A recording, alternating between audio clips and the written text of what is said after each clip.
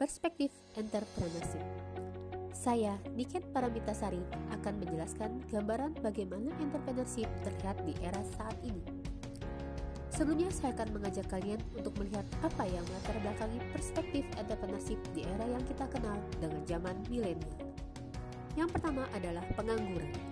Kedua, persaingan global dan kualitas SDM Indonesia. Ketiga, bonus demografi. Dan keempat, teknologi modern. Pengangguran. Berapa banyak tingkat pengangguran yang ada di Indonesia? Data menunjukkan dari tahun ke tahun terjadi peningkatan jumlah pengangguran di Indonesia. Faktor apa yang menyebabkan meningkatnya jumlah pengangguran? Tidak dapat dipungkiri, adanya persaingan yang kompetitif dalam mendapatkan lapangan pekerjaan menyebabkan ketatnya kompetisi dalam lapangan kerja. Setiap tahunnya, banyak sekali calon pencari kerja, baik dari lulusan sekolah menengah maupun dari sarjana yang dihasilkan oleh lembaga pendidikan di Indonesia. Walaupun jumlah lulusan selalu banyak dari setiap tahunnya, namun tidak sebanding dengan lapangan kerja yang disediakan. Perspektif entrepreneurship juga dilatar belakangi oleh persaingan global dan kualitas SDM Indonesia. Persaingan global mengakibatkan kompetisi tingkat dunia, di mana berbagai negara bersaing tanpa dibatasi wilayah. Terlebih dalam menghadapi era revolusi 4.0, bangsa Indonesia menghadapi persaingan dengan kreativitas, inovasi, dan kecepatan. SDM Indonesia harus unggul dalam segala bidang sehingga dapat bersaing secara global. Sebagai contoh, suatu perusahaan tentu berharap memperoleh karyawan yang memiliki kemampuan atau kualitas yang dapat membantu perusahaan tersebut untuk mencapai tujuannya.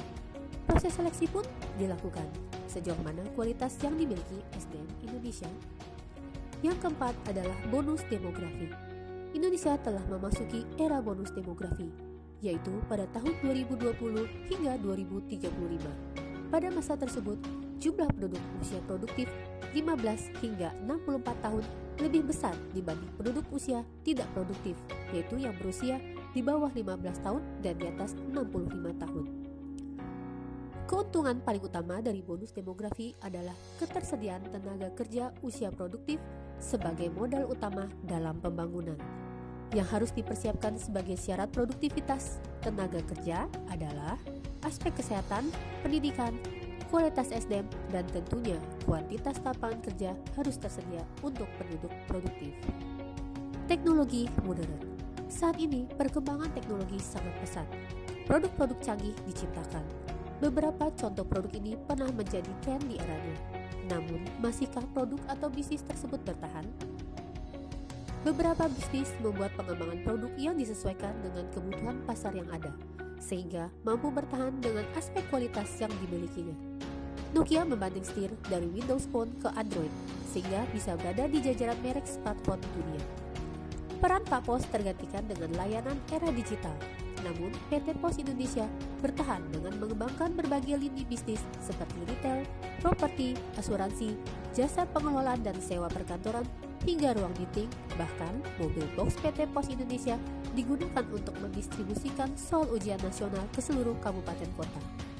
BlackBerry sempat memasuki industri smartphone, namun akhirnya berfokus pada industri software. Berdasarkan latar belakang tersebut, kita harus mulai mengembangkan pemikiran kewirausahaan, di mana kewirausahaan adalah kemampuan kreatif dan inovatif yang dijadikan dasar, kiat, dan sumber daya untuk mencari peluang menuju sukses dengan cara menjadi seorang entrepreneur. Seorang entrepreneur harus mampu mengkombinasikan sumber daya, tenaga kerja, material, dan aset-aset lain sehingga nilai menjadi lebih tinggi dari sebelumnya. Semua itu diawali dengan mengembangkan pola pemikiran atau mindset entrepreneur.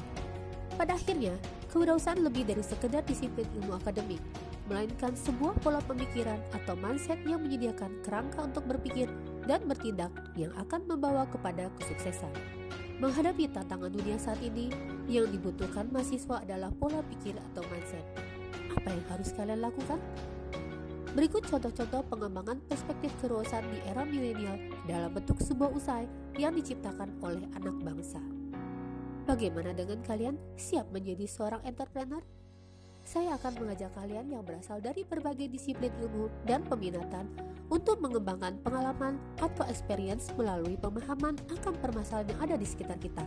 memetakan masalah tersebut, kemudian memanfaatkan sumber daya yang ada untuk membantu mahasiswa mengembangkan pemikiran kritis, mengembangkan komunikasi, dan menciptakan solusi yang efektif